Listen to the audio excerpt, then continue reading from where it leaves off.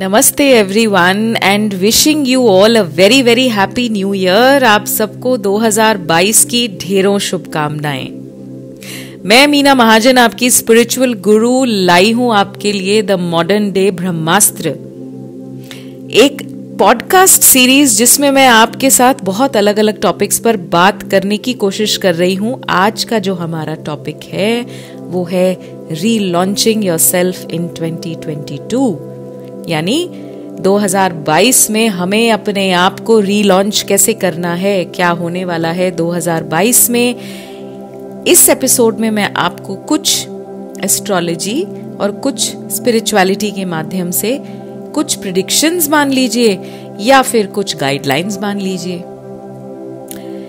एक बार 8 साल का एक बच्चा था जिसके माता पिता किसी एक्सीडेंट में चल बसे।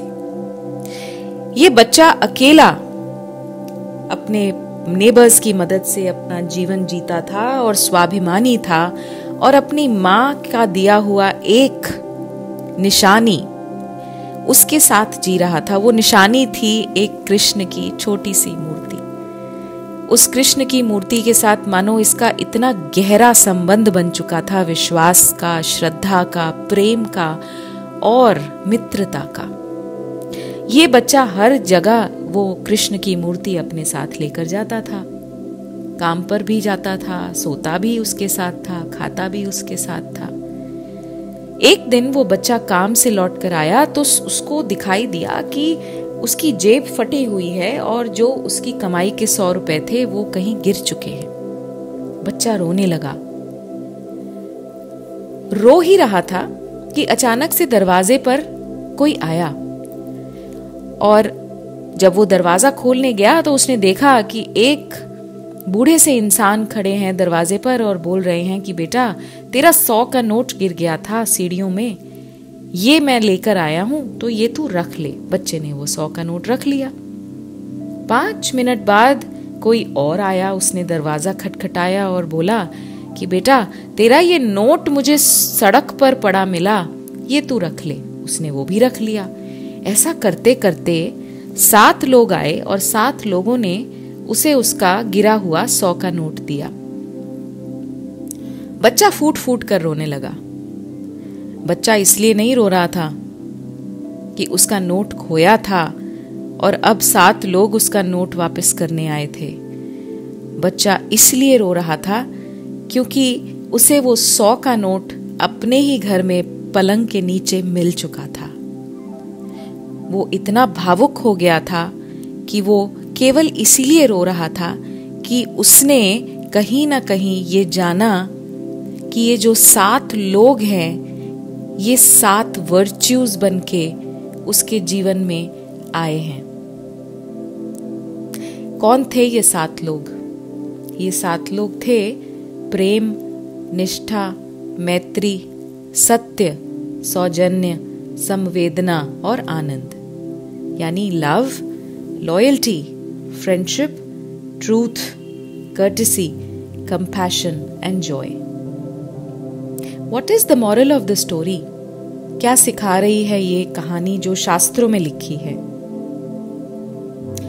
जब हमें फेथ होती है ना, जब हमारा विश्वास इतना दृढ़ होता है, जब हमारे पास गुरु और भगवान का साथ होता है, तो हर परिस्थिति में परमात्मा अपने आप हमें 7 गुना करके मदद भेज देते हैं। बस इतनी सी बात हम समझ नहीं पाते। हम सब अपने जीवन में कितनी परिस्थितियों से जूझते हैं ना, लेकिन सबसे पहले जो चीज खत्म होती है वो है फेथ। सबसे पहले हम भगवान की तरफ देखकर बोलते हैं कि वाई मी, मेरे साथ तुम ऐसा क्यों कर रहे हो? मैंने ऐसा क्या किया कि तुम मेरे साथ इतना खराब कर रहे हो? यू नो व्हाट, भगवान किसी के साथ कुछ भी खराब नहीं करना चाहते।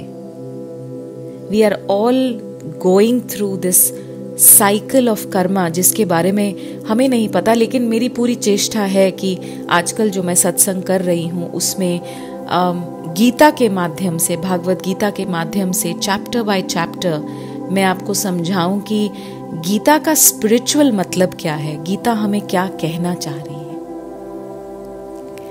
नया साल शुरू हो रहा है, हो चुका है। शनिवार का दिन 2022 adds up to the number 6, यानी शुक्र बहुत इंपॉर्टेंट है। Shukra is going to be an important planet of this year. कालसर्प योग बन चुका है। शनि यानी सैटर्न जो 24 जनवरी 2020 को मकर में आए थे, 2.5 साल के बाद 29 अप्रैल 2022 को वो मकर को छोड़कर और कुंभ में जाएंगे। यानी when Saturn had entered Capricorn in January 2020, we all knew what happened after that. We were all isolated, we were all under a lockdown. Why? Because Shani is a karmic planet and it is responsible for some form of jail. और jail में हमें क्यों डाला जाता है? Jail में हमें इसीलिए डाला जाता है कि हम बैठकर सोचें कि हमने क्या किया। आइसोलेशन में रखा जाता है हमें। अब शनि फाइनली अप्रैल 2022 में मकर को छोड़कर कुंभ में जाएंगे, लेकिन कुंभ भी उनकी अपनी ही राशि है। That will be another form of churning for another 2.5 years।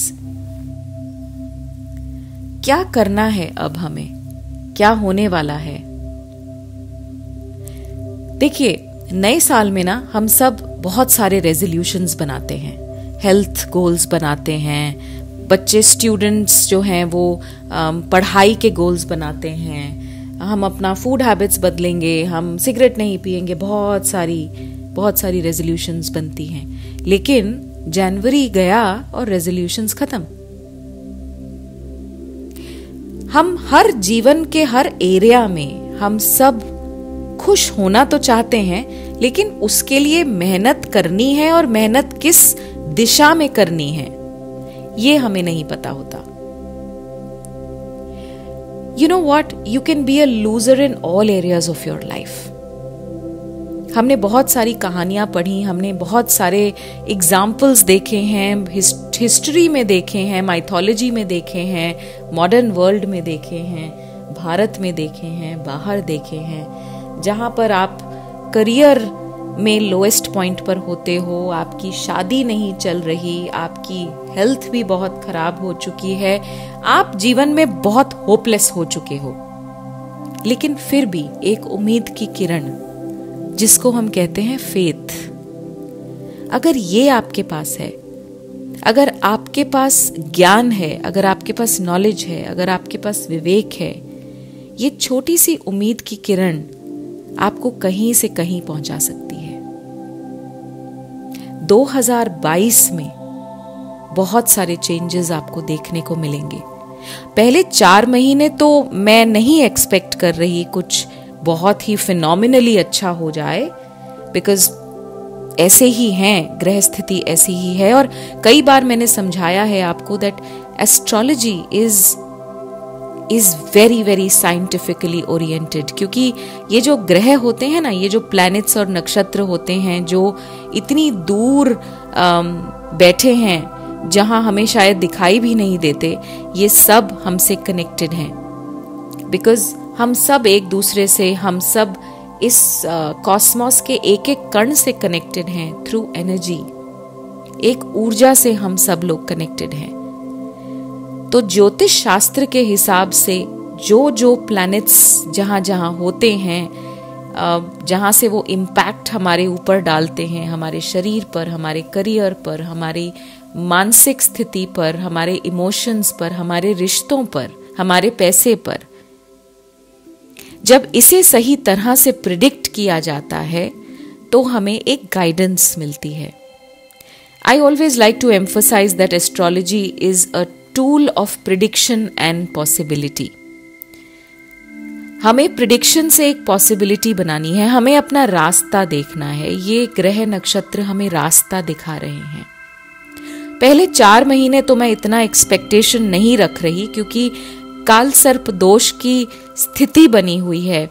नया साल शुरू हो रहा है चंद्रमा वृश्चिक में होने से, यानी नए साल में चंद्रमा नीच के हैं मंगल और केतु के साथ। और आपको पता है, भारत की जब हम कुंडली देखते हैं जो कि वृषभ लगन की है, वृषभ लगन में राहु और वृश्चिक में केतु के साथ मंगल और चंद्रमा अपने आप एक कालसर्प स्थिति का निर्माण कर रहे हैं। शुक्र भी नीच के चल रहे हैं। तो पहले 4 महीनों में मैं आप सबको बोलूंगी, प्लीज बी कॉशियस, ध्यान रखिए थोड़ा, क्योंकि कोविड शायद फिर से एक बार आकर और हम सबको डराएगा जरूर। बहुत सारे लोग डर रहे हैं कि will this ever and, and क्या बार बार ये पैंडेमिक हमें तंग करेगा। मैं ये बोल रही हूं कि पैंडेमिक तो केवल एक बहाना है।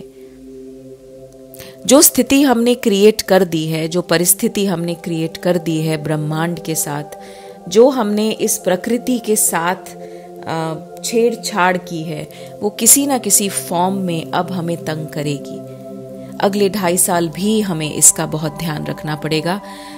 It could be the pandemic, it could be something else, और it could just be that हर एक इंडिविजुअल अपने सिचुएशन से लड़ नहीं पा रहा, हताश हो रहा है, या इमोशनली बहुत ज्यादा डाउन हो जाते हैं लोग। सो 2022 की शुरुआत हम फेथ से करें। 2022 के जो संस्कार हैं, शुक्र यानी लग्जरी, यानी पैसा, यानी लक्ष्मी, और लक्ष्मी किसके पास आती है? विष्णु के पास, यानी विष्णु के संस्कार होने बहुत जरूरी हैं 2022 में।